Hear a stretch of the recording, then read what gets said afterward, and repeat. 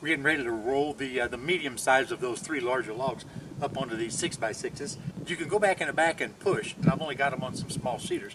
What'll happen if you're back there pushing, you can't keep an eye on the doggone 6x6s, and you could be skidding one of them because it doesn't want to jump over. So here's what I'm going to do. You guys remember the old log dog? That's what the old man always called it. Some people call him a swamp dog, or actually just another cant hook. But I just kind of like to call it what the old man called it. Go ahead and set that log dog in.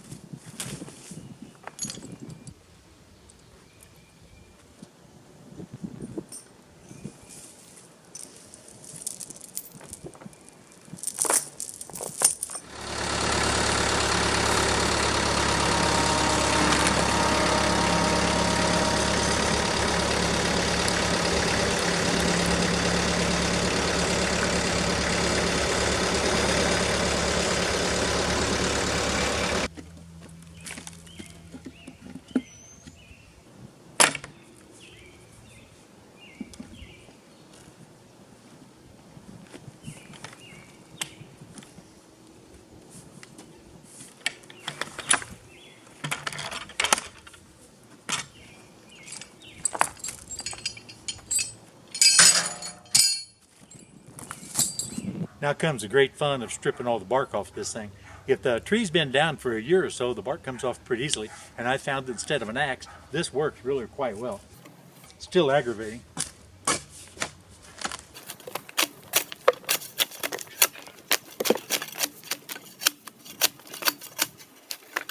Goodbye to all the grit, grime, and rocks.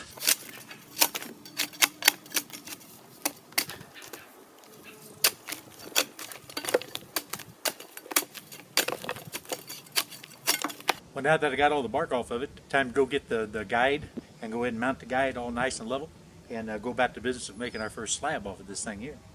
But I tell you what, in the meantime, I've got to get me a debarker for one of the chainsaw power heads.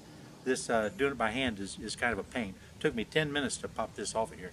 I've got both these on level, and I got them on at the same elevation in relation to the center of the log so that we're going to be having an even cut up through the grain.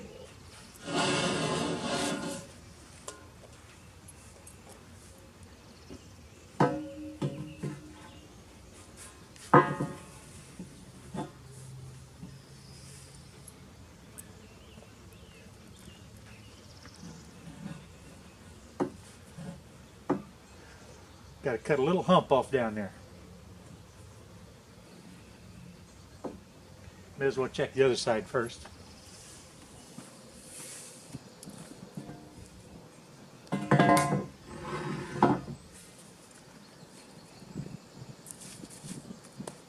Okay, I trimmed that down a little bit, let this guy rest in there without hitting the high spot, and we're perfectly level.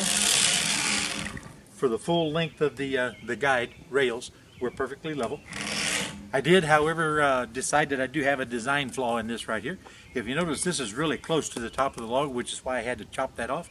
If this was actually elevated up several inches, I wouldn't have had to have done that. So what I'm going to do to remedy that situation for the next log, I'm just going to go ahead and screw a 2x6 underneath and then just screw this down to the top of the 2x6.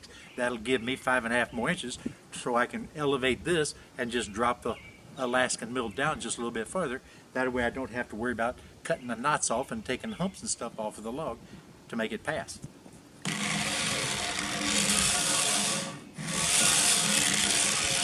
So we're ready to set the mill up and go ahead and make the first slab. Now you guys, if you watched this last year, you'll probably remember the Holzfforma setup. I've got the Stihl 660 with a 42-inch guide bar on it. I'm getting ready to go ahead and attach the winch to the other end right now. This winch makes a good even pull. In what little bit of experience I have, I found out that winch makes it so much better. And I'm just hoping that the mass of these 2.5-inch pipe do away with my wiggling and jiggling and chatter.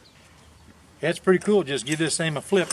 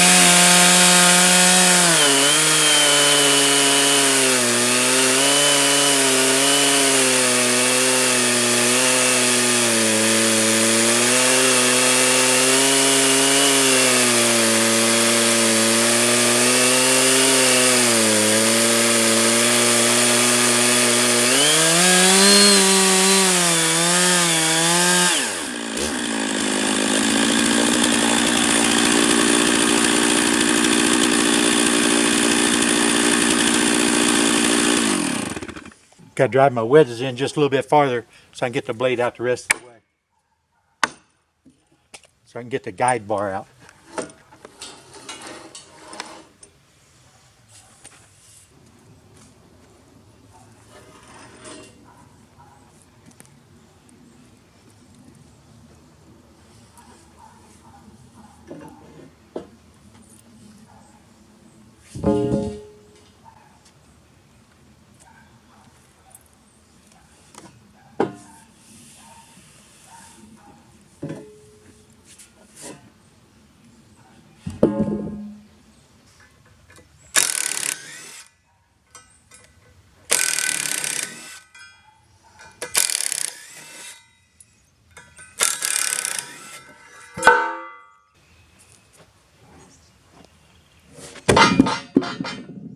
Well, I don't necessarily think it helped the chatter too awfully much.